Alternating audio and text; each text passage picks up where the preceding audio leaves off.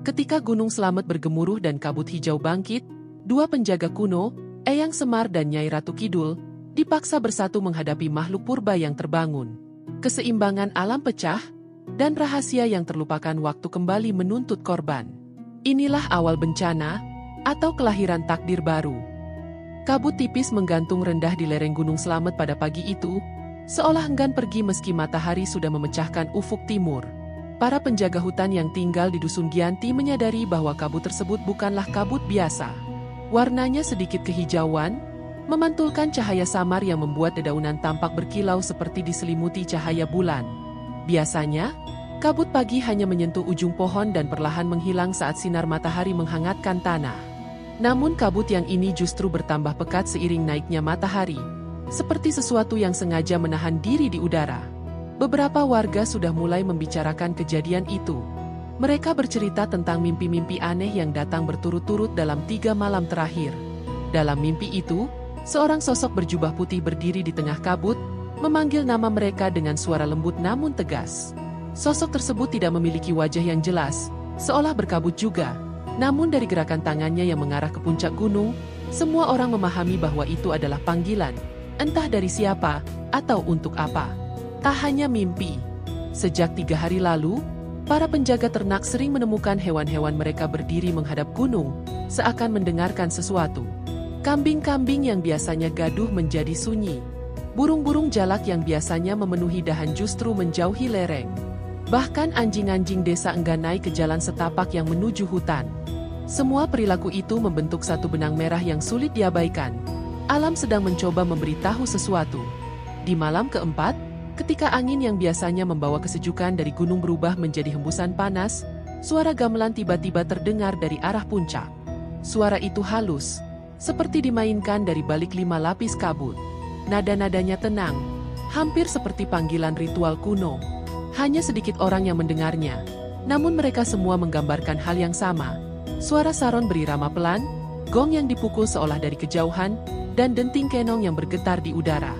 Tak ada satupun yang berani mencari tahu dari mana asalnya, karena setiap kali seseorang mencoba menelusuri jalan menuju hutan, kabut berwarna hijau akan menebal di hadapan mereka, seakan menjadi peringatan untuk tidak melangkah lebih jauh. Di antara para penjaga hutan, ada seorang pria tua bernama Raga Wirya. Dialah yang paling peka terhadap perubahan alam. Dalam hidupnya yang sudah melewati 7 dekade, ia telah melihat banyak fenomena aneh di sekitar Gunung Slamet. Namun tidak ada yang terasa seberat kali ini. Pada malam ketika suara gamelan terdengar, ia duduk sendirian di gazebo kayu yang menghadap gunung. Angin panas menyentuh pipinya, dan ia merasakan seperti ada sesuatu yang bergerak di balik pepohonan. Sesuatu yang bukan manusia dan bukan pula hewan. Dalam kesunyian itu, Raga Wirya memejamkan mata dan mencoba merasakan arah energi yang menyelimuti desa. Bukannya ketakutan, ia justru merasakan getaran yang mengingatkannya pada kisah-kisah kuno yang diwariskan leluhurnya, tentang makhluk-makhluk penjaga yang menjaga keseimbangan alam Jawa. Getaran itu bukan berasal dari ancaman, melainkan dari sebuah kekuatan yang sedang bangkit, memanggil perhatian dunia gaib maupun manusia. Namun kekuatan yang bangkit itu bukan satu-satunya yang bergerak. Tanpa diketahui para penduduk, di dasar Samudra Hindia jauh di selatan Jawa, sebuah retakan halus pada lapisan energi bumi mulai memancarkan cahaya pendar kehijauan. Cahaya itu merambat seperti aliran air, naik dari dasar laut menuju permukaan, menembus dinding istana megah yang terbuat dari batu zamrud dan karang berkilauan. Para pengawal gaib yang menjaga wilayah itu merasakan getarannya dan saling menatap dengan gelisah. Mereka tahu hanya satu sosok yang berhak melihat tanda tersebut lebih dulu. Cahaya pun merayap menuju pusat istana, menuju singgasana tempat seorang ratu lautan duduk dalam keheningan yang anggun. Ketika cahaya itu menyentuh kaki tahtanya, sang ratu membuka mata, mata yang memantulkan warna laut dalam. Sekejap, ia memahami pesan yang dibawa cahaya itu. Ada ketidakseimbangan yang muncul dari daratan. Ada panggilan dari jantung Pulau Jawa yang tak boleh diabaikan. Sementara itu, di desa kecil di lereng gunung, Raga Wirya menatap ke arah puncak yang diselubungi kabut hijau. Ia belum tahu apa yang akan datang, namun ia merasakan satu hal pasti. Gunung Slamet sedang memanggil sesuatu, atau seseorang. Dan ketika gunung memanggil, dunia tak pernah lagi sama. Di kedalaman Samudra Hindia, jauh di bawah gelombang yang hanya terlihat sebagai riak senja di permukaan, berdirilah istana megah yang seolah terbuat dari cahaya. Pilar-pilar karang berkilauan menopang kubah besar yang memantulkan warna zamrud, sementara tirai air mengalir lembut seperti sutra hidup. Di ruang tengah istana itulah Nyai Ratu Kidul duduk. Tubuhnya memancarkan kehijauan lembut, memantulkan semburat cahaya ke seluruh dinding yang berhiaskan ukiran makhluk laut kuno. Para pengawal dan dayang-dayangnya menjaga keheningan, seolah napas lautan pun menahan diri agar tidak mengusik ketenangan sang ratu. Namun malam itu ketenangan itu pecah. Cahaya pendar berwarna hijau pucat muncul dari dasar lantai istana, membentuk garis-garis halus seperti akar yang merayap. Cahaya itu bukan berasal dari dunia lautan, melainkan dari jantung daratan Jawa, dari Gunung Slamet yang jauh di utara. Nyai Ratu Kidul merasakan getaran itu sebelum cahaya sepenuhnya terbentuk. Ia membuka mata perlahan, dan dalam hitungan detik seluruh ruangan suntuk dalam kesunyian yang lebih dingin dari air laut terdalam. Para pengawal merunduk, menunggu perintah, tetapi sang ratu tidak segera berbicara. Ia memejamkan mata lagi, membiarkan pikirannya melayang mengikuti aliran energi yang menembus samudra. Seperti sebuah benang halus, energi itu membawa gambaran kabut hijau, suara gamelan samar, dan vibrasi yang mengganggu keseimbangan alam. Semuanya mengarah pada satu titik yang sama. Gunung Slamet memanggil. Bukan dalam bentuk ancaman, tetapi sebagai seruan darurat yang hanya dapat didengar oleh para penjaga alam sejati. Ketika ia membuka mata kembali, sinar di sekeliling tubuhnya berubah menjadi lebih tajam, bagai gelombang yang baru saja memecah karang. Ada yang bergerak di daratan, ucapnya dengan suara tenang namun penuh wibawa. Kalimat itu meluncur seperti perintah tak langsung kepada seluruh ruangan. Dayang-dayang menunduk makin rendah, dan para prajurit segera membentuk barisan penjagaan. Mereka tahu, jika sang ratu sudah mengucapkan kata-kata itu, maka keseimbangan antara laut dan daratan sedang berada dalam masa rawan. Nyai Ratu Kidul berdiri dari singgasananya. Gerakan itu membuat udara di sekitar berputar seperti pusaran kecil, menghasilkan gemuruh lembut yang menyerupai nyanyian paus. Rambut panjangnya melayang-layang seakan tak mengikuti hukum air. Ia melangkah menuju gerbang besar istana, dan setiap langkahnya membuat dasar laut berubah warna, mengikuti pancaran cahaya dari tubuhnya. Ketika ia mendekati pintu gerbang, dua sosok penjaga raksasa berwujud ikan pari bersayap lebar membuka jalan tanpa suara. Jaga istana. Jangan biarkan gelombang besar mencapai permukaan. Perintahnya singkat.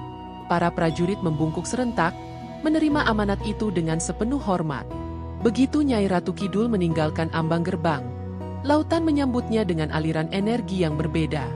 Ia bergerak ke atas, tubuhnya berubah menjadi cahaya hijau yang semakin cerah.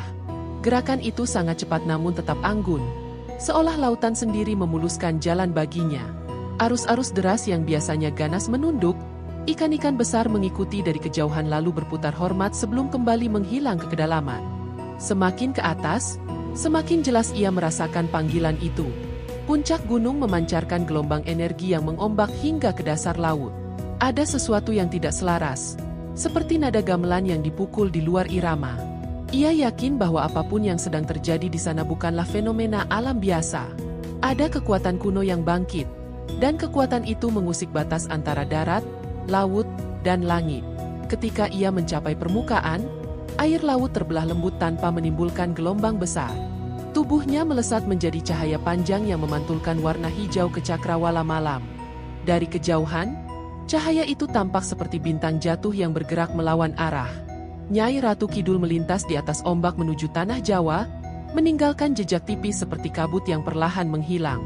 Hatinya mantap, panggilan Gunung Slamet harus dijawab. Dan ia tahu, ia bukan satu-satunya penjaga alam yang merasakan keganjilan ini. Di daratan, seseorang telah menunggu, seseorang yang memahami bahasa semesta sama sepertinya.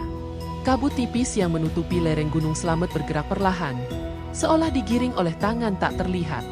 Di balik kabut itu, pepohonan cemara berdiri kaku, sementara dedaunan pinus bergetar halus diterpa angin pagi yang membawa aroma tanah basah. Suasana hutan tampak tenang, namun ketenangan itu menyembunyikan kegelisahan yang merayap sejak beberapa hari terakhir. Kegelisahan yang hanya dapat dirasakan oleh mereka yang memahami bahasa alam. Di tengah hutan yang sunyi, sesosok pria tua berjalan santai menyusuri jalan setapak yang jarang dilalui manusia. Tubuhnya tegap meski rambut dan janggutnya telah memutih. Kain lurik sederhana membungkus tubuhnya, dan tongkat kayu yang tampak biasa ia gunakan untuk menyingkirkan ranting jatuh. Tidak ada yang istimewa dari penampilannya bagi mata awam. Namun bagi roh-roh penjaga hutan, pria tua itu bukan sekadar manusia. Dialah Semar, sosok punakawan abadi yang menyaksikan naik turunnya peradaban Jawa, penjaga tatanan yang tidak terikat oleh waktu. Setiap langkah Semar meninggalkan jejak ringan, namun bumi seolah mengenali kedatangannya. Burung-burung kecil yang semula bersembunyi di balik ranting mulai kembali berkicau pelan, seakan menyambut. Angin mereda, menyisakan keheningan yang lembut, lalu membawa suara lirih yang hanya bisa dipahami oleh makhluk-makhluk halus penghuni hutan. Ia datang, penjaga itu datang, begitu bisik mereka. Semar berhenti sejenak di bawah sebuah pohon besar. Tangannya menepuk batangnya dengan lembut, seperti menenangkan makhluk tua yang baru saja terbangun. "Sabar, Rek," ucapnya dengan suara rendah namun syarat kasih sayang. "Aku tahu kau merasa gelisah. Gunung ini sedang bicara, dan aku mendengarnya." Ia memandang ke arah puncak Gunung Slamet. Kabut kehijauan yang turun beberapa waktu lalu kini tampak lebih pekat, berputar-putar seperti pusaran kecil. Dari kejauhan terdengar gumaman bumi, getaran halus yang hanya bisa didengar oleh mereka yang mampu memahami suara bawah tanah. Getaran itu bukanlah gempa, melainkan pergolakan energi yang sedang mencari jalan keluar. Semar menarik napas panjang. "Gunung Slamet, kau belum pernah memanggil sedalam ini selama berabad-abad." Ia melanjutkan perjalanannya naik. Pohon-pohon di sekitarnya semakin rapat, cahaya matahari hanya menembus sebagai garis tipis di antara dahan. Namun Semar tidak butuh cahaya. Ia berjalan seperti seorang tua yang sudah hafal setiap inci hutan. Sesekali ia berhenti untuk mendengarkan suara-suara kecil dari tanah, menunduk seakan berbicara dengan akar-akar pohon. Setiap percakapan singkat itu memberinya potongan teka-teki tentang apa yang sedang terjadi. Ketika ia mencapai sebuah tebing datar, angin tiba-tiba berubah lebih hangat, membawa aroma belerang yang samar. Di tempat itulah ia merasakan sesuatu yang lain. Energi asing yang tidak berasal dari gunung maupun hutan. Energi itu melintas cepat, seperti cahaya yang mencari jalan menuju puncak. Semar mengangkat wajahnya ke langit, dan seulas senyum tipis muncul di bibirnya. "Ah, jadi kau benar-benar datang, Nak Putri," gumamnya pelan. Ia menutup mata. Dalam kegelapan di balik kelopak matanya, ia melihat bayangan hijau berkilau meluncur dari arah selatan. Bayangan itu bergerak dengan keanggunan gelombang laut, mengiris cakrawala menuju daratan. Semar mengenali cahaya itu, hanya satu makhluk yang memiliki aura sedemikian kuat dan bersih, Nyai Ratu Kidul. "Kalau begitu, waktunya tiba," katanya sambil menurunkan tongkatnya. Ia duduk bersila di atas batu besar, memejamkan mata, membiarkan tubuhnya menyatu dengan energi gunung. Di sekelilingnya, hutan menahan napas. Roh-roh kecil bersembunyi di sela-sela batang, menunggu keputusan sang penjaga tua. Semar, dengan ketenangan yang tidak dimiliki siapapun, menyambut gelombang besar perubahan yang akan datang. Ia tahu, pertemuannya dengan Nyai Ratu Kidul bukanlah perjumpaan biasa. Gunung Slamet sedang memanggil dua penjaganya sekaligus. Dan ketika dua kekuatan kuno berkumpul, alam selalu bersiap menyaksikan sesuatu yang belum pernah terjadi sebelumnya. Kabut yang menyelimuti puncak Gunung Slamet berputar lambat, seperti tirai tebal yang menutupi rahasia paling tua di Pulau Jawa. Awan rendah tergantung di langit, memantulkan cahaya kehijauan yang seolah keluar dari perut bumi. Di tengah keheningan yang mencekam itu, udara mendadak bergetar. Sebuah getaran halus namun mendalam, seperti tarikan napas dunia yang berubah ritmenya. Getaran itu semakin jelas saat cahaya hijau panjang melintas dari arah selatan, membelah kabut dengan lembut namun pasti. Nyai Ratu Kidul muncul dari pendar cahaya itu. Wujudnya bagai bayangan air yang mengambil bentuk manusia, elegan dan bercahaya. Gaun panjangnya beriak mengikuti langkah yang hampir tidak menyentuh tanah. Tangan kirinya bergerak pelan, menyibakkan kabut seperti menyibak tirai halus. Di sekelilingnya, kabut yang semula berat mendadak menjauh, seakan tunduk pada kedatangannya. Puncak gunung itu sepi, namun bukan kosong. Energi yang mengalir di udara terasa pekat, bercampur antara panas dan dingin, antara tanah dan angin. Nyai Ratu Kidul merasakannya mengalir ke kulitnya seperti aliran air panas yang menandakan sesuatu sedang terbangun. "Gunung ini bergejolak lebih dalam dari yang kukira," bisiknya. Saat ia melangkah maju, suara tawa kecil yang hangat membuatnya berhenti. Tawa itu bukan tawa manusia biasa, lebih mirip gumaman lembut yang membawa rasa damai. Dari balik gumpalan kabut keemasan, muncul sosok lelaki tua berbadan tambun dengan wajah bundar penuh senyum. Tongkatnya mengetuk batu perlahan, seolah memberitahu gunung bahwa ia telah tiba. "Endoro," sapa Semar dengan nada penuh penghormatan namun tetap hangat. "Angin selatan membawa kabar tentang kedatanganmu. Ternyata benar, kau memilih menjawab panggilan gunung ini sendiri." Nyai Ratu Kidul tersenyum tipis. "Siapa lagi yang bisa memahami kegelisahan bumi selain kita, Kang Semar? Energi ini tak bisa diabaikan." Semar mendekat, langkahnya tenang meski kabut mengalir di sekitar tubuhnya. Mata tuanya menatap puncak yang masih tersembunyi dalam kabut. Gunung Slamet memanggil dengan suara yang belum pernah kudengar selama ratusan tahun. Ada sesuatu yang bergerak di bawah tanah, sesuatu yang sudah lama tertidur. Nyai Ratu Kidul mengangguk pelan. "Aku merasakannya juga." Aliran energi bumi terganggu, dan getaran dari kawahnya mengirim sinyal sampai ke dasar laut. Seolah ada makhluk purba yang menggeliat setelah tidur terlalu lama. "Kau sudah melihatnya?" tanya Semar. "Belum," jawab sang ratu. "Namun aku melihat bayangannya dalam gelombang. Bayangan besar, gelap, dan terluka. Bukan karena permusuhan, melainkan karena kehilangan keseimbangan." Semar terdiam sejenak, mengusap janggut putihnya dengan gerakan yang berirama. Keseimbangan adalah nyawa dari tanah Jawa. Jika satu unsur terluka, semua unsur akan ikut goyah. Manusia telah banyak mengubah hutan dan gunung. Mereka lupa bahwa ada makhluk-makhluk yang bergantung pada keharmonisan itu. Nyai Ratu Kidul menatap jauh ke dalam kabut. Dalam sorot matanya, kilau kehijauan berubah lebih kuat. "Itulah alasan aku datang. Jika makhluk itu benar-benar bangkit dalam amarah, bukan hanya gunung ini yang akan menderita. Laut pun akan ikut berubah menjadi liar." Semar menatapnya penuh makna. "Kau dan aku, sepertinya memang dipanggil untuk menenangkan badai ini." Keduanya berdiri berdampingan di hadapan puncak yang menggigil dalam kabut hijau. Angin tiba-tiba berhembus kuat, membawa aroma belerang dan suara samar seperti rintihan dari dalam bumi. Kabut di depan mereka bergulung, lalu membuka jalan seolah mengundang dua penjaga alam itu untuk melihat apa yang tersembunyi di dalam. Nyai Ratu Kidul menarik napas dalam. Semar menegakkan tongkatnya. "Mari kita lihat apa yang menunggu," ucap sang ratu. "Dan mari kita pastikan tanah ini tetap berdiri," sambung Semar. Pada detik itu, dua kekuatan kuno melangkah bersamaan menuju sumber kegelisahan bumi. Pertemuan mereka bukan sekadar kebetulan. Ini adalah pertemuan dua penjaga takdir yang telah lama terpisah, kini dipertemukan oleh panggilan Gunung Slamet yang menuntut keseimbangan baru. Kabut di sekitar puncak Gunung Slamet semakin menebal, menggumpal seperti awan gelap yang turun terlalu rendah. Tanah bergetar pelan, namun bukan seperti gempa yang biasa terjadi. Getaran itu terasa lebih dalam, seolah berasal dari sesuatu yang mencoba bernapas setelah tertidur berabad-abad.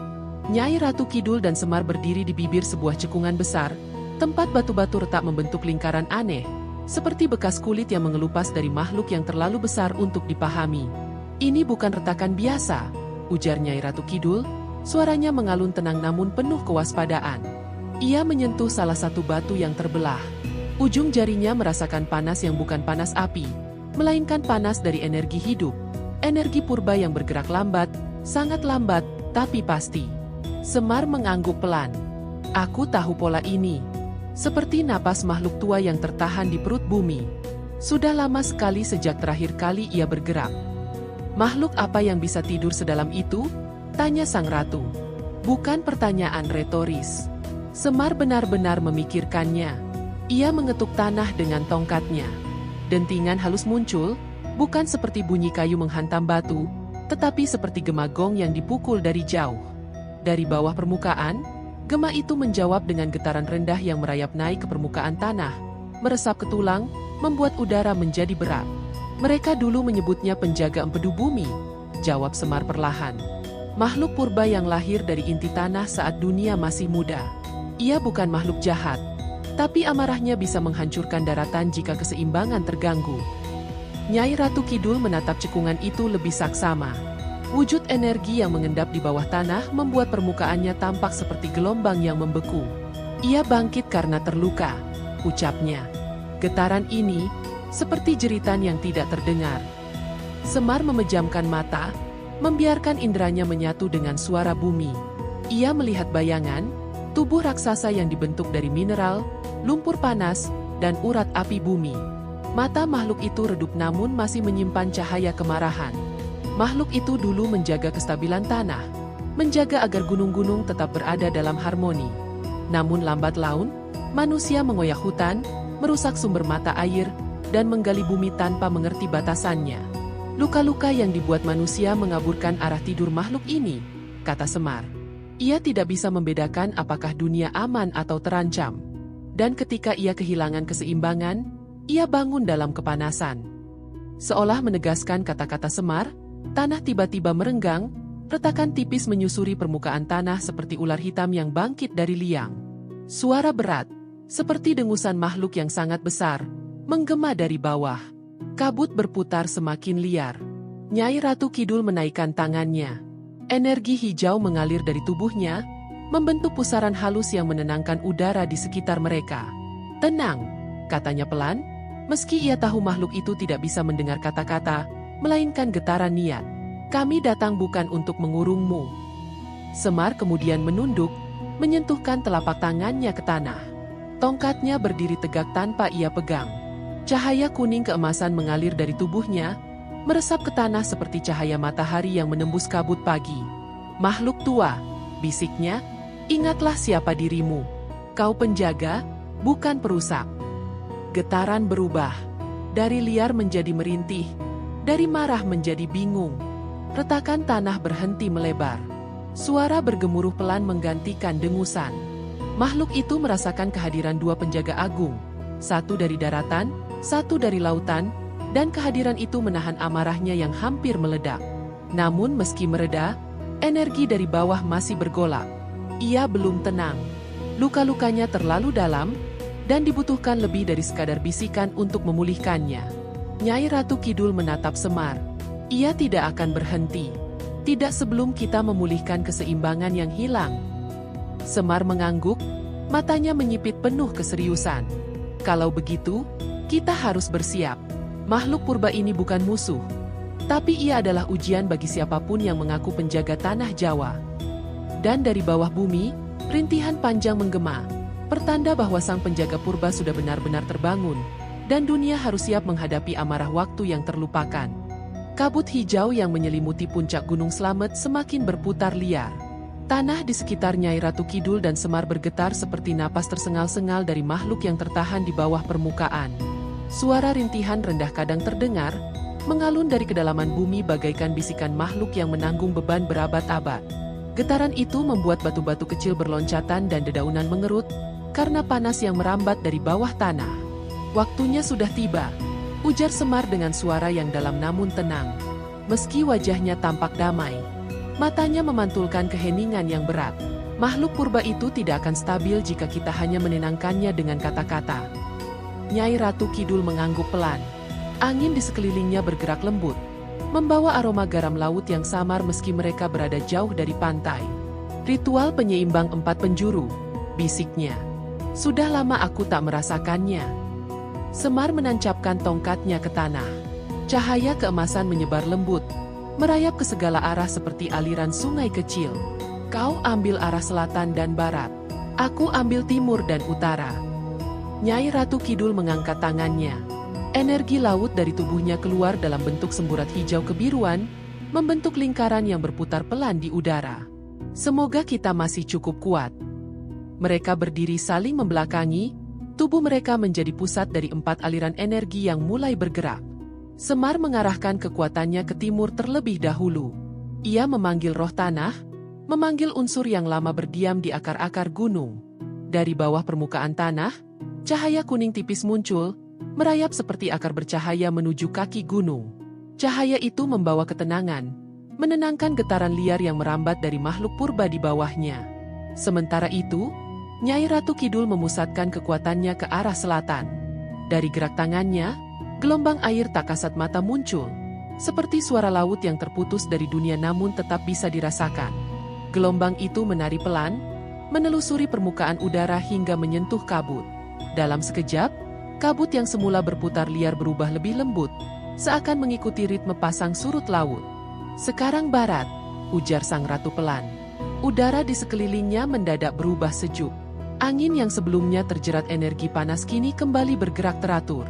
Ia memanggil unsur angin, unsur yang selalu berubah namun selalu membawa kesejukan. Angin itu berputar pelan mengelilingi puncak, menciptakan suara seperti nyanyian jauh dari horizon. Pada saat yang sama, Semar mengalihkan energinya ke arah utara. Dari tongkatnya muncul kilatan merah lembut. Bukan api membakar, melainkan api kehidupan. Api yang menghangatkan, bukan menghancurkan. Api itu menari pelan, bergabung dengan cahaya tanah yang telah menyebar dari arah timur. Keempat unsur itu, tanah, air, angin, dan api, mulai berputar di sekitar mereka, membentuk lingkaran besar yang perlahan naik ke udara. Semakin tinggi ia naik, semakin kuat tekanan energi dari bawah tanah. Gunung Slamet seolah menjerit, mengeluarkan suara gemuruh rendah yang membuat batu-batu bergetar keras. "Bertahan, Semar!" seru Nyai Ratu Kidul. Tubuhnya mulai ditembus cahaya hijau yang semakin terang. Semar menahan tongkatnya dengan kedua tangan, kaki tertanam kuat di tanah meski gelombang energi dari makhluk purba mencoba memecah ritual itu. "Aku tidak akan membiarkan gunung ini kehilangan keseimbangannya lagi." Lingkaran empat unsur itu kemudian pecah menjadi sinar yang melesat ke empat arah mata angin. Ketika sinar-sinar itu mencapai batas puncak gunung, mereka berubah menjadi pilar cahaya yang menjulang. Keempat pilar itu membuat udara bergetar dan kabut terbelah, memperlihatkan langit yang tiba-tiba tampak jernih. Dari bawah tanah, suara rintihan makhluk purba mereda.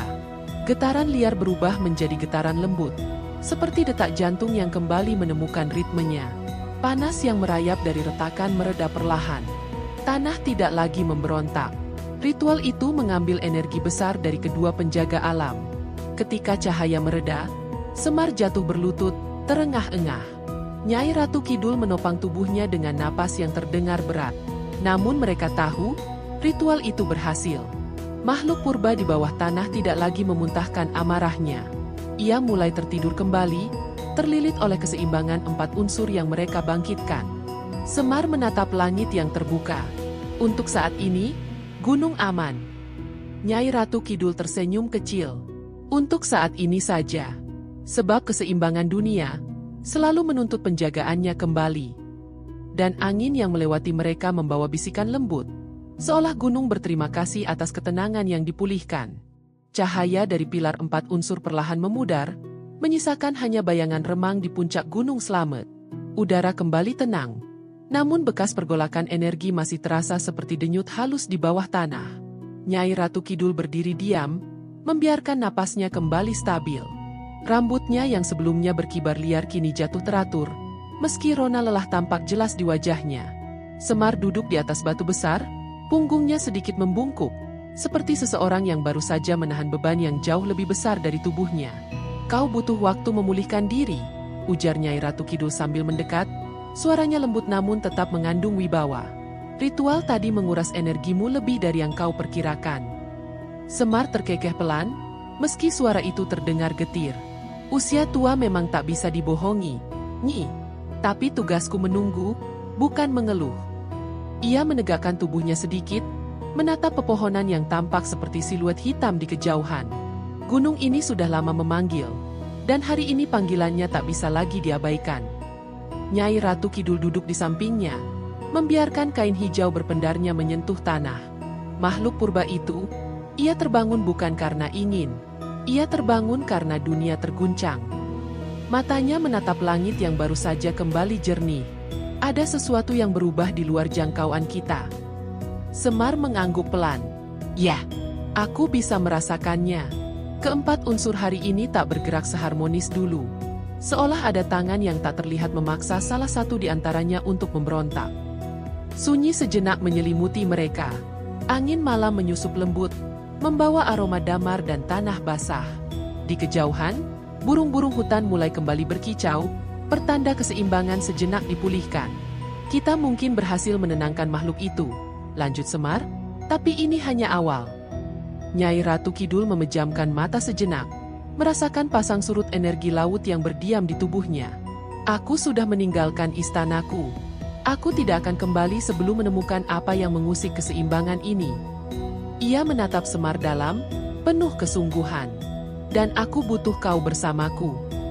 Semar nyengir kecil, meski ekspresi itu tampak dipaksakan oleh rasa letih. Kau bicara seolah aku masih bisa menolak. Kau tidak bisa, sahut Nyai Ratu Kidul sambil tersenyum tipis. Namun di balik gurauan itu, mereka tahu situasinya jauh lebih serius. Kekuatan yang bangkit bukan lagi sekadar gangguan alam, tetapi tanda dari perubahan besar yang merambat di seluruh jagat, sesuatu yang bahkan para penjaga pun belum sepenuhnya pahami. Jika ia bangkit sepenuhnya, Semar tidak melanjutkan kalimatnya, namun Nyai Ratu Kidul tahu maksudnya. Mereka berdua pernah mengalami masa-masa ketika alam harus melawan sesuatu yang lahir dari kedalaman waktu yang terlalu purba untuk diingat manusia. Dan yang satu itu, musuh yang kini bangkit perlahan, adalah ancaman yang bahkan para penjaga terkuat sekalipun tak ingin hadapi. Nyai Ratu Kidul menatap ke arah lembah di bawah mereka, tempat lampu-lampu desa berkelip halus. Manusia tak boleh tahu. Mereka terlalu rapuh untuk menghadapi ketakutan yang tak bisa mereka jelaskan. Setuju, jawab Semar. Tapi kita juga tak boleh membiarkan mereka sendirian. Keseimbangan ini bukan hanya milik para penguasa alam, tapi juga mereka yang hidup dengan sederhana di bawahnya. Semar berdiri perlahan, menepuk-nepuk pakaiannya sambil menarik napas dalam. Baiklah, Nyi, kau punya tekad, aku punya pengalaman. Kita jalani ini bersama. Nyai Ratu Kidul berdiri menyusulnya. Cahaya samar dari tubuhnya menerangi wajah Semar, memperlihatkan keteguhan yang tak pernah pudar meski usia dan beban tugas menandai dirinya. Ada janji yang harus kita pegang, katanya. Selama dunia membutuhkan penjaga, kita tidak boleh mundur. Semar mengangguk kuat, dan selama ada yang mencoba merusak keseimbangan ini, kita akan jadi tembok pertama yang mereka hadapi. Mereka berdiri di puncak gunung itu, dua penjaga kuno yang kembali menyatukan langkah. Angin malam mengitari mereka seakan membawa restu. Dan di kedalaman bumi, makhluk purba itu tidur kembali, untuk sementara. Sebab janji para penjaga kini telah terucap, dan janji itu akan menjadi fondasi langkah mereka memasuki bahaya yang belum menampakkan wajahnya.